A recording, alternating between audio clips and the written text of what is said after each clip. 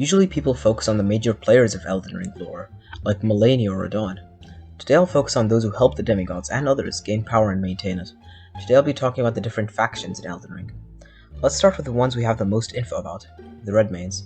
The Redmanes are somewhat like Radahn in the sense that they are compelled by a sense of duty. They also replicate the design of Radahn's helmet into their own by copying the lion's fangs. It's also clear that Radahn was close to his soldiers. He let Ohga study techniques to manipulate gravity with him, which I think is honestly really cool. This I think is why the Redmanes are so dedicated to Radahn, and why the Radahn festival is such a big thing.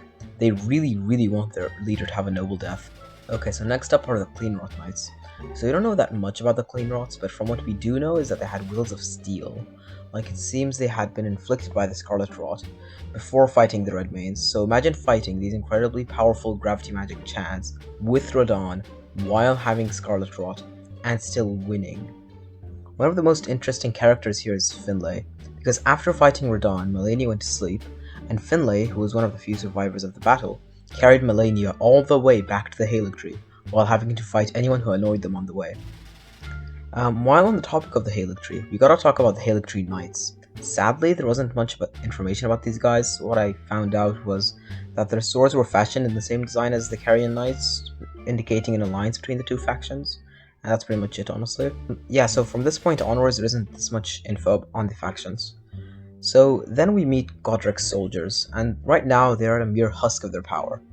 But there is an interesting connection between them and Godfrey, and that is that their armor is emblazoned with quote-unquote a two-headed war axe. So this is probably a throwback to Godfrey's axe, but I don't know, just speculation here. Right, so these knights are quite different from the others. All of the previous factions were dedicated to either a demigod or a certain area, like the Haligtree. The lore behind them is that they were forced to abandon their homes.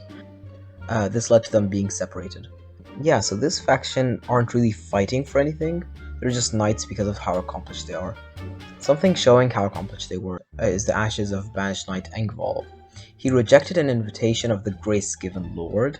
Who is this Lord? Probably Godfrey, maybe Radagon.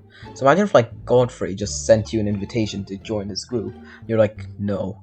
Yeah, so this wraps up my video. Planning on making more videos to come, rather than like uploading every 4 months or something. So and if you guys want to see a bit more lore, I have made a video about the Tarnished, which you can click here, and yeah, see you there.